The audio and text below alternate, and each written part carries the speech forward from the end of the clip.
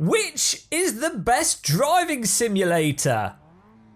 Is the wrong question to be asking, and it's a question that comes up a lot and is often answered completely wrong. The reason why this question is wrong is because really what you should be asking is which simulator has the features I'm looking for. And the reason why that is the real question is because there's no real singular simulator that does everything perfectly, partly because technology is yet to get to that point, be that the software and the hardware, especially at a price that most people can afford, but also it's just simply the case that simulators are models of the real world. They're not the real world, they're models. They are a fabrication, a fiction, works of art, and as a result they're never perfect. They all have compromises, they all have aspects that are better or worse, and they're all constructed by people that though have bulging brains, have a limited amount of time and also a limited amount of money and a limited amount of resources to make the simulator that they're working on the perfect all-round sim. Rather than feeling as if I've tricked you into watching this video, I am still going to try and make this useful in that what I'm going to do is define the various features that I believe each simulator does particularly well, and that way you can actually determine for yourself which is the best simulator for you in the sense of which simulator has the features that you're currently looking for. Okay, let's stick our head over the parapet and risk getting shot by fanboy snipers of various simulators. I don't know which one's going to shoot us first, but we'll just see what hits us. I'm wearing a good sturdy helmet, so we should get away with this. Now, when it comes to force feedback, I think you can divide simulators into a couple of different categories, and that is you've got simulators that try and replicate a steering column in a very literal way, so you don't get necessarily car mass feel through the force feedback, and you might not get certain aspects of understeer or oversteer because the sim is very much focused on making the steering column and the force feedback from the steering column replicate exactly or as close to as possible what the steering column in the car would be doing in the real world. Now, a lot of people really like this, but it also has the issue when you do have this in a simulator that because simulators don't have any G-force feel, a person playing a driving simulator can't feel any G-forces, a driver is then forced to drive more off the visuals than the actual tactile feel of the steering wheel, or if they're really lucky, they can use other cues such as sim vibe or a motion rig to then actually drive off the feel of the car, in some ways emulate what you would normally be getting through G-forces external to the steering wheel. Now, in terms of literal steering wheel feel, in terms of a sim that copies what a real world car wheel would probably feel like, the two sims to probably go for would be iRacing and R-Factor 2.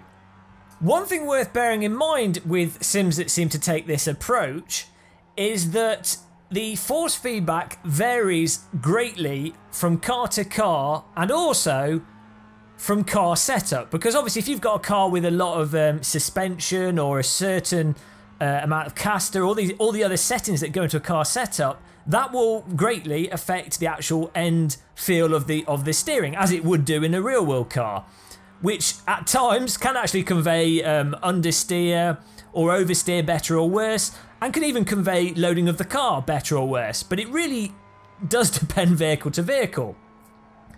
Now, in terms of simulators that I think do a good balance between conveying the actual literal feel of a steering column, but also give you really good information for the mass of a car and the front end across all the cars in its simulator, pretty much regardless of the setup you use, I think that Assetto Corsa, Automobilista and Dirt Rally, and Richard Burns Rally actually, all do an incredible job of letting you get a not only a sense of the steering column feel, but really an overall feel for what the car is doing, but what it's about to do, all from the force feedback of your steering wheel. So if you don't have a motion rig, sim vibe or anything, those simulators, in my opinion, tend to convey more of the G-forces and overall feel. But as a result, a lot of people find those simulators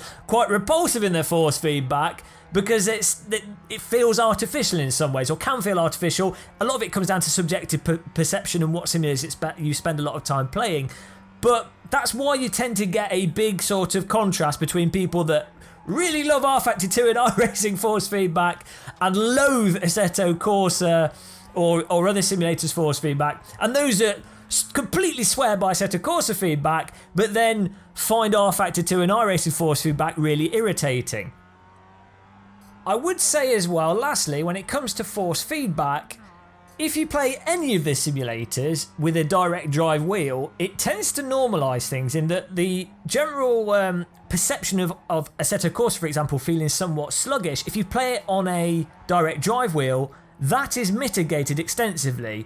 And then the same for rFactor 2 and iRacing, in that if you play it on a direct drive wheel, the aspects of its rawness are communicated even better.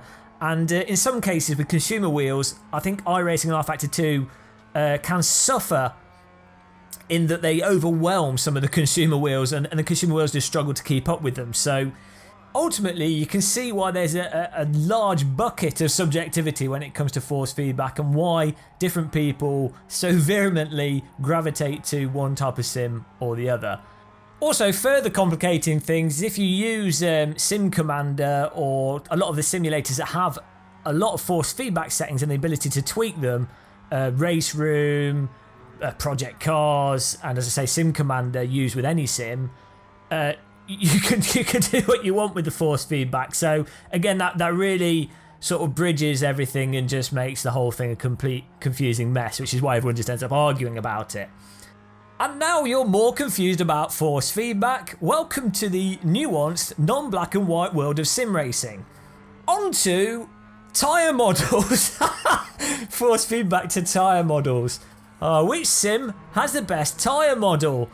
And this again is another area that there's just so much confusion, stupidity in many regards, that it just blows your mind. Now, it's worth saying, I'm not a physicist, I'm not a physics programmer, and though I wouldn't describe myself as completely stupid, I wouldn't put myself anywhere near the top echelons of intellect. I'm somewhere maybe just marginally above the middle of global intellect. So, and also, I've never driven a real race car, so really, disregard everything I say. What I can do that I feel is of use, though, is define the different characteristics or point out the different characteristics that I perceive in the simulators, and also I'd like to dispel a myth that I think has occurred. So let's start with the myth. The myth is that a more mathematically complex, or rather a tyre model that has more variables, if you will, is inherently better than a model that uses less variables and is mathematically more simplistic. Now obviously you get into the problem of defining simplistic complexity, and it's a complete nightmare. But the point is, there's plenty of examples with lots of things, even separate to driving simulators, where a simple model has utility, and sometimes a complex model has utility, and sometimes either or a combination works best. But it just really irritates me when people jump to the conclusion that a more tyre model in all situations is better, no discussion. And this generally comes in when it comes talking about rFactor 2, which does have, I believe, the most complex tyre model. And it's an incredible tyre model, and from what I've read about it and from my limited understanding of it, it's extraordinary what ISI have achieved with their tyre model. The thing is, when it comes to tyres, not everything is fully understood in terms of all the data that can be put into them and calculated in real time on consumer hardware. And you also have the issue of what's practical to implement car to car and get through a whole production pipeline for a game to then have something that people can use and then use with consumer hardware. So the end result is you can't say R-Factor 2 has the best tyre model and as a result the best handling in all cases. It really does come down to certain situations and what you're looking for from a given simulator in the handling and what you want to get from its tyre model. Also, I've focused on tyre model here because that's sort of where the that's the interaction between the car and the road and the core of it, the most noticeable core from a driver's perspective. But you also have to factor in other aspects of a simulator's physics simulation which alter the perception of things. For example, when Automobilista implemented their the way their throttle response and engine response behaved with the RPMs and the engine talking how it was all delivered, really changed the end feel of the cars in that game and in my opinion had a far larger impact on the end result of the handling than you would necessarily get from a given change, tweak, upgrade or variation in the tyre model. So the answer, R-Factor 2 I believe has the most nuanced tyre model and I think it behaves especially well when it comes to general car handling, especially under the limit, how the tyres heat up, how the tyres respond to setup. If I was going to use a simulator, say I had a specific car, if I could get that car built in the sim to the highest degree possible that sim's capable of, and I wanted to test setups to then take to a real world track, and I also had a laser scan version of the track I was going to go to, I would use R-Factor 2. An issue with R-Factor 2 is that not all the cars are built to that specification. And so in general it really is, in my opinion, very much hit or miss in R-Factor 2.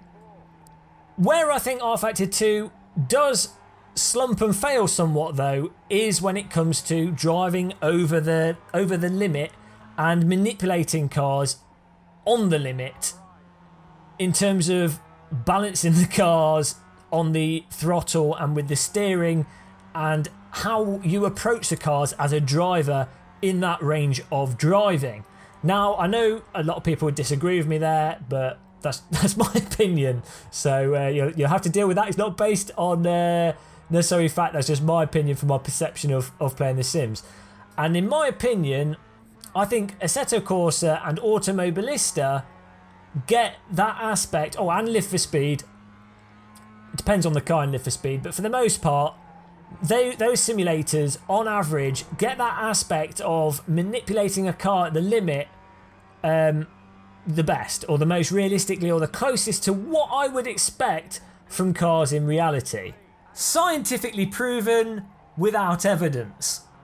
For the sake of mentioning it, iRacing I think has really nice car handling in various situations. Again, under the limit, I think the laser scan tracks make iRacing very convincing in a lot of ways where other simulators that don't have laser scan tracks just aren't, because you have to remember that the road is a key aspect of what a car's interacting with. As I say, you can't just break things down into go, it's the tyre model. It's how everything comes together and the emergent properties that are really important. And as I say, iRacing's laser scan tracks make for some situations that I think you just don't get in other sims because you don't have those tracks to drive in those sims. But I do think iRacing is incredibly erratic, over the limit, worse than R-Factor 2 with most its cars. Now you may have noticed this is somewhat of a rant and is not particularly edited, so it's also just occurred to me that I've sort of mixed together physics and tyre model. I don't have enough time to really be too particular and precise about things, so there you go. Oh dear. How to make yourself look stupid in a video, but there you go. Hopefully it's entertaining. Next point, multiplayer. There's no real doubt here. iRacing in totality has the best multiplayer system.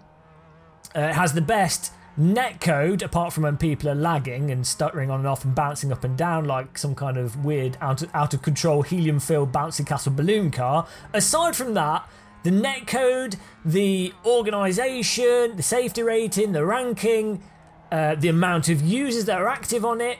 iRacing is the best for multiplayer, and you'll generally get the most convincing races and believable structure, despite the as I'd say the unconvincing over the limit handling from my opinion. So there you go. Congratulations, iRacing. That said, if you have the time to join leagues and be organising leagues, any of the other simulators can match the quality of racing in iRacing, but it will come down to you investing the time into those simulators and those specific leagues. So if you've got the time, you can match iRacing's quality, but I'd say for most people, and in a general sense, iRacing is the best for multiplayer. As a proviso to that, and kind of building on what I was saying in terms of league racing, due to R Factor 2's incredible feature set in terms of the technical complexity of the racing line, the way the cars are over the duration of a longer race, and just the amount of features that simulator has, if you wanted a convincing league race in terms of the overall structure of a race, I think R Factor 2 is going to be pretty much high up there. And you see a lot of the non-iRacing serious leagues use R Factor 2. And then when it comes to public server racing, is pretty much a close call between Assetto Corsa, racing experience, and whatever simulator at whatever point in time happens to be active, depending on what updates have just come out, or if it's just had a big piece of popular DLC that spurred a lot of online activity. When it comes to graphics, Project Cars is probably the most advanced simulator graphically. The dynamic light, the dynamic weather, the general quality in terms of the shaders and how that then affects the visual appearance of the cars. And then of course it's also got VR support. Now I would say as well, obviously there's a preference aspect to the graphical fidelity of these simulators.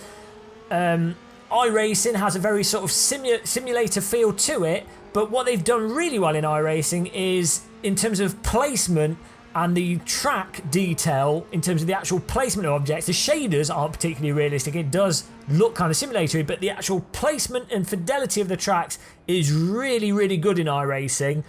And then when it comes to a sort of all-round balance between track quality, the guy on the right is going for the shortcut, in terms of track quality and a balance between what you get from laser scan tracks, shaders, and then the fact that it's also got VR. Assetto Corsa, I would say, is sort of right in the middle of visual spectacle, but Project Cars easily, on the whole, is the best looking driving simulator or realistic driving game. Well, that was nice and simple. On to the sound. I think it's a really complicated thing. It does vary from car to car, and again, sound is there's a real subjective element to what a person will look for from the sound, in terms of if they want functional sound and the utility they can get from the sound, and if they want immersive sound. And that's why sound, again, sort of like tyre models, it is in some ways a black art type situation. We're not at a point with technology and driving simulators where sound can be done perfectly due to real-time processing of sound and just the complexities of sound synthesis, and then also the logistical aspect of getting real sounds for cars. And the whole thing is just incredibly complicated.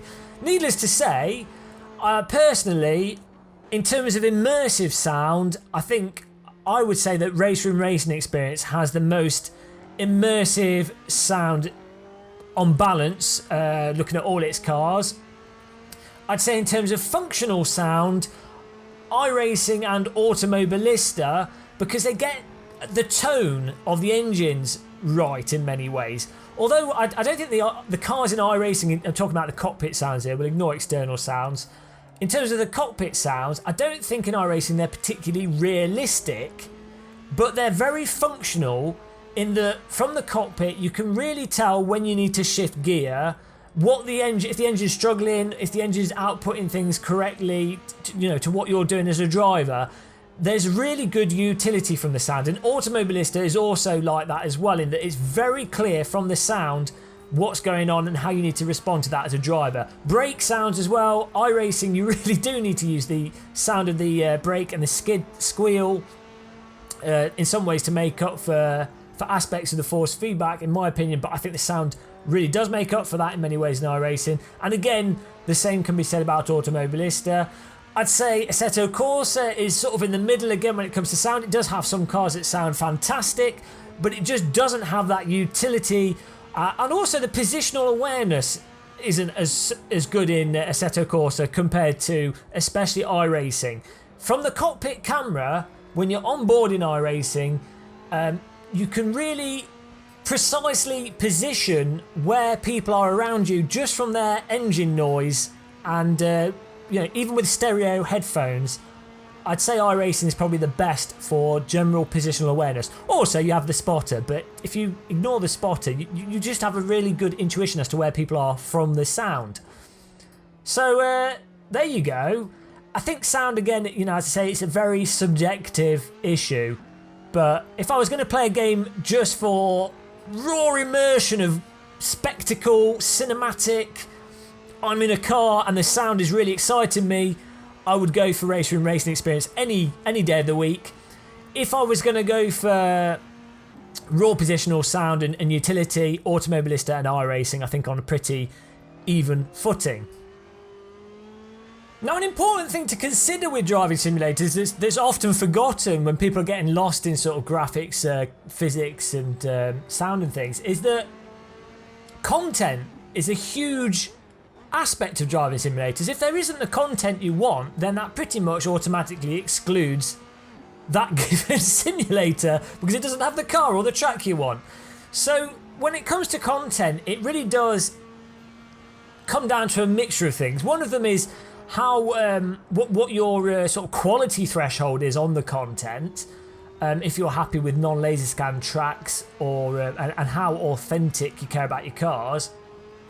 And then if you're really bothered about it being a mod track, or if it has to be included in the core license of the software, and then also how much it costs. Now, in terms of value for money and spectrum of content, including mod cars and tracks, I think Assetto Corsa has the broadest spectrum of content and quality content of the recent simulators. That said, if money isn't a factor, then iRacing, with its laser scan tracks and the quality of those laser scan tracks, though it doesn't have as many cars, if you were to sort of factor in the cars it does have with the tracks it has and the quality of the tracks, then iRacing is also up there. But iRacing's cost is literally on another level. If you're going to start buying a good chunk of tracks as well as a couple of cars, you are talking round about $250 to $300, assuming you've also got a year's membership, for example.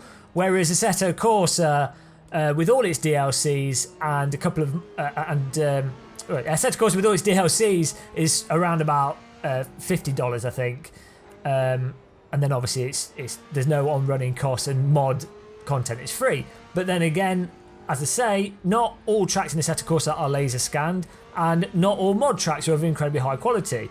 And then really, if you're not that nitpicky about quality, of course, when it comes to sheer volume of content, R-Factor 1 and also Automobilista, because you can generally move stuff across, just the sheer volume of content, if you've got a local go-kart track, the chances are there's going to be an R-Factor 1 version. If there is going to be a version of it, there'll be a G-motor based version of it. So you pretty much, if you're going to find it anywhere, you'll find it in R-Factor 1. So it's really hard to say with content, because as I say, it comes down to pricing and it comes down to quality. If you're also not too fussed about laser scan tracks, then Race Room Racing Experience also has plenty of really fantastic high quality tracks. But really, you're forced to sort of buy all the simulators, or just buy the sim that happens to have the track available for it that you want, if that's important to you. And there you go. After we get to the 25-minute point and I'm running out of breath, one thing should have become pretty apparent to you. And that is, if you are genuinely someone that cares about wanting to get better at driving cars, wanting to experience different content, wanting to race online or wanting to do leagues, or just get the most out of driving simulation and the assuming you bought a steering wheel and pedals, you're going to have to get all the main simulators. So you're going to have to get at least a free subscription to iRacing, at least Assetto Corsa, at least the basic content for racing experience, and probably some packs. You're probably going to want to get Automobilista, you're probably going to want to get Live for Speed, and you're probably going to want to check out Project Cars, if not just to be bedazzled by its graphics. So really, which is the best simulator? You're going to have to get all of them and somehow explain that to your partner. What a cop-out! What a cop-out video. But all in all, I hope this has been entertaining. That's really the core of it. Don't take what I've said too seriously. I'm sure I probably got something completely wrong. Normally do. But if you did find this entertaining, which is the core point of it, and generally I just want to promote sim racing, click the subscribe button, follow us on Twitch, Twitter, YouTube, Bananarama, all the social apps, and I will see you in the next video we do. Check out some of our other videos by clicking the links on the screen. Until then, Mr. Cop Out says goodbye.